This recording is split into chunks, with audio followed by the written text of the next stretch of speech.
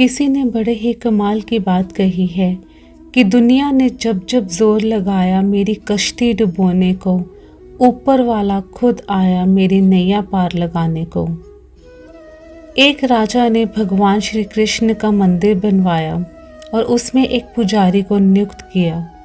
इतने वर्षों में एक नियम बना हुआ था कि सुबह सुबह राजा जो थे वो सेवक के हाथ में एक माला भिजवाते थे।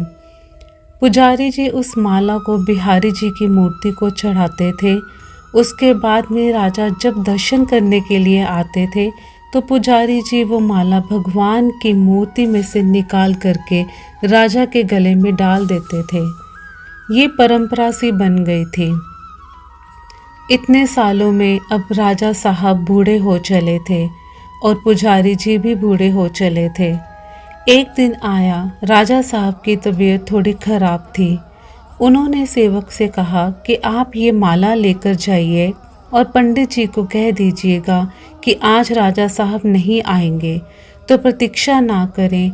सेवक माला लेकर गया, पुजारी जी को दी और पूरी बात बता दी। पुजारी जी ने वो माला भगवान श्री कृष्ण जी को चढ़ा दी और उसके बाद में वो ये सोचने लगे कि कितने बरस से ये परंपरा चली आ रही है, लेकिन मैंने कभी भी भगवान जी की माला जब उतरती है तो उसे अपने गले में नहीं पहना। शायद ये प्रभु जी की इच्छा ही है, इसीलिए ये अवसर आया है। आज राजा नहीं आएंगे और आज मेरे पास ये मौका है। यही सोचते हुए उन्होंने वो माला निकाली और खुद पहन ली।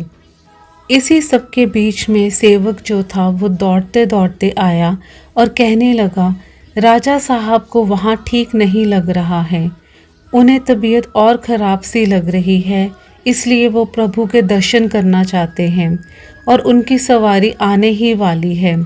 उन्हें लगा कि शायद ये परंपरा टूट ना जाए, इसलिए वो तो आ ही रहे हैं। जैसे ही बात पंडित जी को मालूम चली, उन्होंने फटाफट से वह माला अपने गले में से निकाली और जा कर के वापस भगवान जी को पहना दी। असल में वह उनकी खुद की माला थी, जो घबराहट में वह समझ नहीं पाए और जाकर उन्होंने बिहारी जी को वापस चढ़ा दी।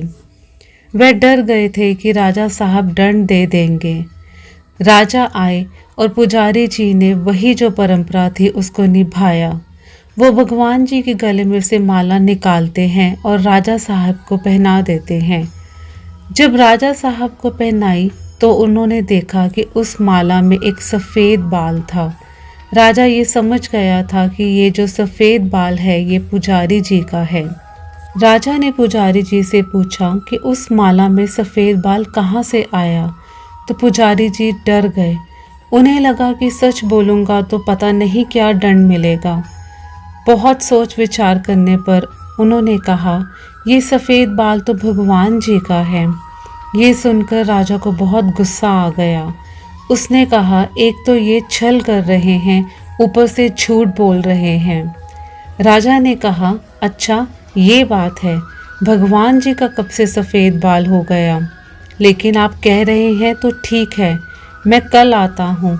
मैं श्रृंगार के समय आऊँगा और देखूंगा कि उनके बाल सफ़ेद हैं या काले। अगर बाल काले निकले, सफ़ेद नहीं निकले, तो आपको कल ही मृत्यु दंड दिया जाएगा। आपने इतना बड़ा छल मेरे साथ किया है। और राजा गुस्से में तमतमा कर वहाँ से चले गए। इधर पुजारी जी भगवान श्री कृष्ण की मूर्ति के सामने दंडवत प्रणाम करके माफ़ी मांगने लगे और कहने लगे, मुझे क्षमा कर दो। मुझे लगा कि एक बार मुझे भी वो माला पहननी चाहिए। मुझे बचा लो, नहीं तो कल मौत के घाट उतार देंगे। पूरी रात रोते रोते विनती करते रहे, प्रार्थना करते रहे। अगली सुबह राजा पहुंचा। श्रृंगार के समय जा करके वो मुकुट उतारा और भगवान जी के बाल देखे। राजा चौंक गया, बाल सफ़ेद थे। फिर राजा ने सोचा कि पुजारी कहीं फिर से चाल तो नहीं चल रहे, उन्होंने कहीं काले बाल रंगवा के सफ़ेद तो नहीं कर दिए। बाल असली हैं या नकली जांचने के लिए वो बाल तोड़ने लगे और जैसे ही राजा ने बाल तोड़े, मूर्ति में से खून की धारा बहने लगी।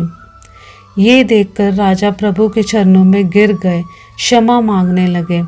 माफ़ कर दो भगवान, तभी उस मूर्ति में से आवाज़ आई, राजा, तुमने मुझे सिर्फ मूर्ति माना, इसलिए आज से मैं तुम्हारे लिए सिर्फ मूर्ति ही हूँ। लेकिन पंडित जी ने मुझे साक्षात भगवान माना है, इसीलिए मुझे अपने भक्त की रक्षा के लिए अपने बालों को सफ़ेद करना पड़ा, खून की धारा बहानी पड़ी, ताकि तुम्हें समझा पाऊँ। मानना चाहे तो पत्थर में भी भगवान है, जहाँ भाव है वही भगवान है। अगर आप वाकई में उनका सिमरन करते हैं, उन्हें देखना चाहते हैं, तो सिर्फ अपने अंदर भाव को जगाइए। कहते हैं भगवान पर भरोसा उस बच्चे की तरह करो जिसको आप हवा में उछालते हैं तो वो हंसता है, डरता नहीं, क्योंकि वो जानता है कि आप उसे गिरने नहीं देंगे।